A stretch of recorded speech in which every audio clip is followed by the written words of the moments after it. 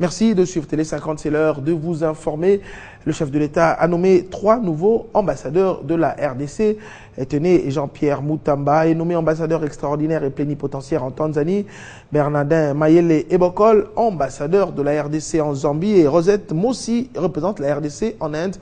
L'annonce a été faite vendredi tard sur les antennes de la télévision nationale congolaise. Article 1er. Est nommé ambassadeur extraordinaire et plénipotentiaire de la République démocratique du Congo auprès de la République de l'Inde, Madame Rosette Mossi Nyamale. Article 2. La précitée bénéficiera, pour la durée de ses fonctions, des indemnités et avantages prévus par l'ordonnance portant règlement d'administration relatif au corps des diplomates de la République, est nommé ambassadeur extraordinaire et plénipotentiaire de la République démocratique du Congo auprès de la République de Zambie, M. Bernardin Mayele Ebokol Gior. Article 2. Le précité bénéficiera pour la durée de ses fonctions des indemnités et avantages prévus par l'ordonnance portant règlement d'administration relatif au corps des diplomates de la République, est nommé ambassadeur extraordinaire et plénipotentiaire de la République démocratique du Congo auprès de la République unie de Tanzanie, M. Jean-Pierre Moutamba Chimpanga. Article 2. Le précité bénéficiera, pour la durée de ses fonctions, des indemnités et avantages prévus par l'ordonnance portant règlement d'administration relatif au corps des diplomates de la République. Article 3. Sont abrogées toutes les dispositions antérieures contraires à la présente ordonnance. Article 4. Le ministre des Affaires étrangères et coopération internationale est chargé de l'exécution de la présente ordonnance qui entre en vigueur à la date de sa signature, fait à Kinshasa le 2 octobre 2015, Joseph Kabila Kabange, Augustin Matata Ponyomapong, Premier ministre.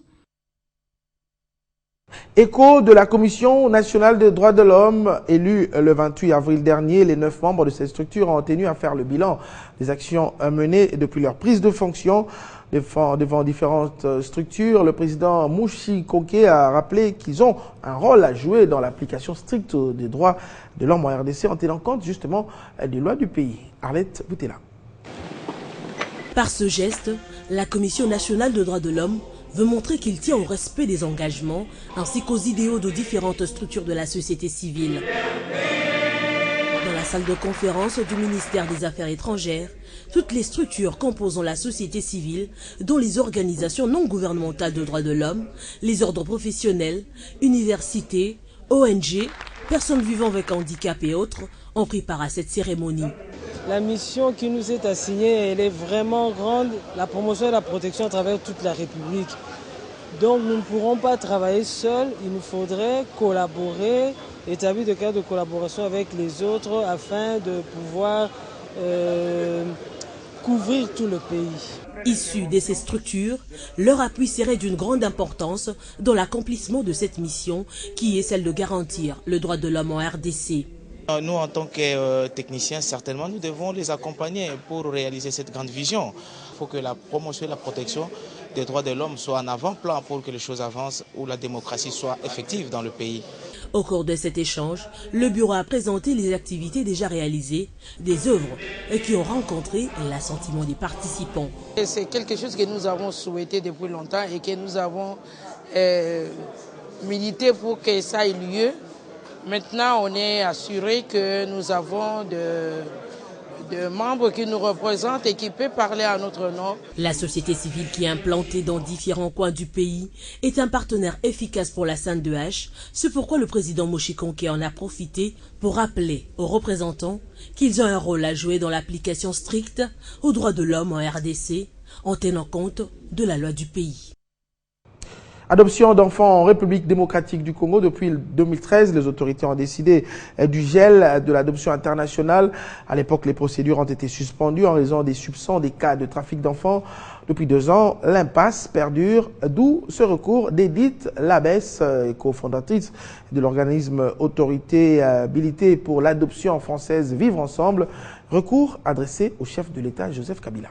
Territoire des enfants congolais adoptés par les étrangers. C'est le 25 septembre 2013 que la RDC décrétait un moratoire interdisant la sortie des enfants du territoire pour raison d'adoption par les étrangers. Le gouvernement congolais veut se donner tous les moyens de s'assurer qu'aucun de ces enfants ne ferait plus jamais l'objet d'une adoption de complaisance. Nous avons eu le grand honneur d'accueillir 2 ministres du genre famille et enfants.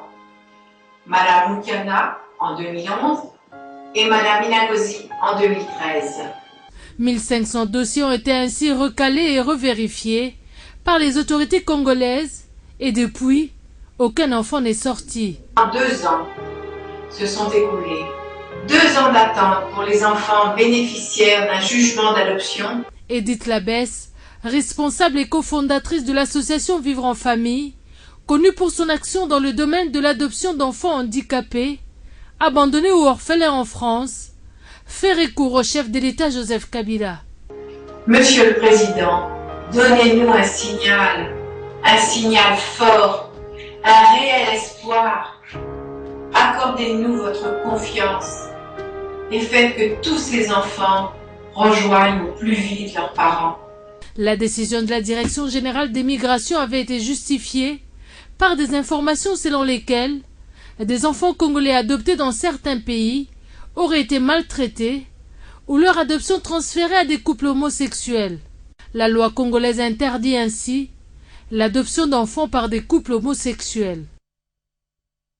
À la fonction publique, c'est déjà le premier contact entre le nouveau ministre et les syndicalistes. Au cours de cet échange, Pascal Issou-Michaud leur a dévoilé sommairement ses priorités. L'homme compte bien rester dans la dynamique trouvée, celle de la réforme profonde de l'administration publique. Claude Biringanine. C'est un premier contact où le nouveau ministre de la fonction publique a levé les voiles sur ses ambitions dans le cadre de la réforme de l'administration publique. Devant les syndicalistes, Pascal Issou-Michaud s'est voulu très clair. L'homme veut mettre un point d'honneur sur la formation. Je suis venu pour écouter les représentants des agents et fonctionnaires de l'État, pour comprendre leurs problèmes, afin que nous puissions nous y pencher et voir dans la mesure du possible ce qui peut être fait. C'est eux qui constituent la colonne vertébrale de toute action du gouvernement.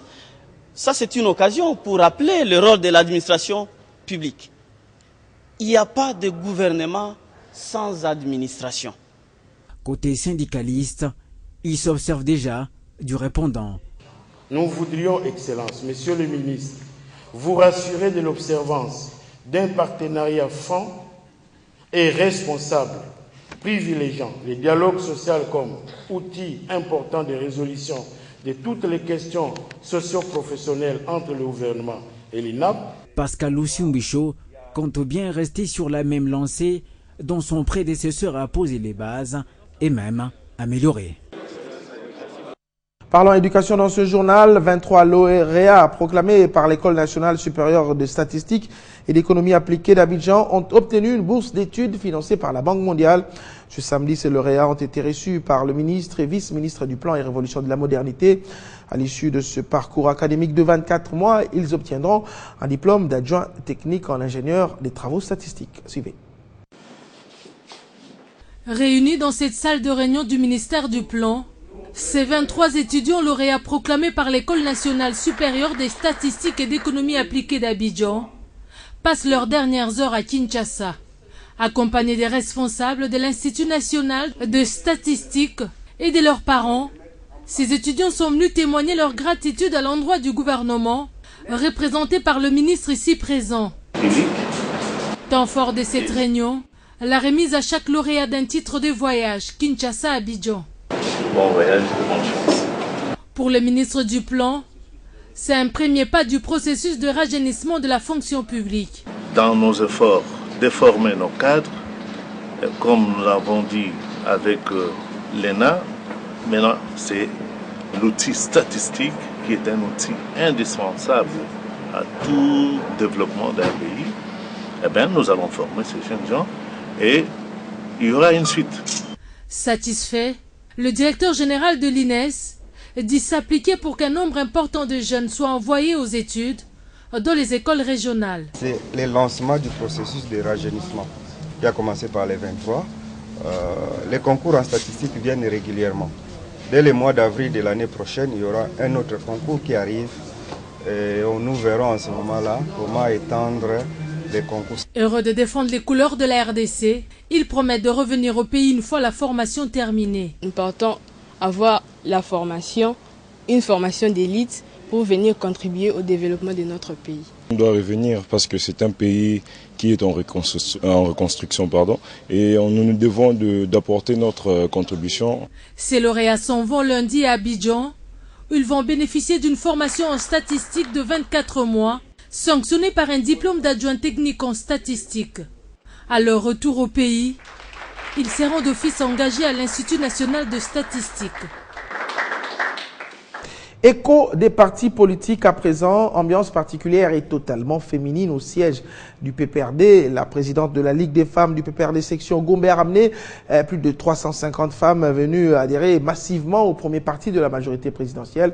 Ces femmes ont directement retiré leur carte de membre avant de prendre part au café politique hebdomadaire du PPRD. La Ligue des femmes du PPRD section de la Gombe reste fidèle à l'autorité morale de ce parti de la majorité présidentielle. Elles sont plus de 350 femmes de la commune de la Gombe qui sont conduites par Elisabeth Chalamwana et Fidélie Tchibichabene. Une adhésion massive et par la même occasion, ces femmes sont entrées en possession de leur carte de membre. La démission de Moïse Katumbi du PPRD n'affectant à rien le rendez-vous de chaque vendredi, le café politique s'est déroulé normalement dans différents coins de la ville de Kinshasa. L'interfédéral de Kalamou, de la Funa, du Mont Amba et de la Lukunga. Le secrétaire général Henri Mouva Sakani a tenu lui sa conférence à Lingwala. Les militants ont naturellement voulu avoir un éclairage sur le départ de l'ex-gouverneur de l'ex-Katanga et du G7. Personne n'est indispensable. Voilà une phrase qui répond à tout.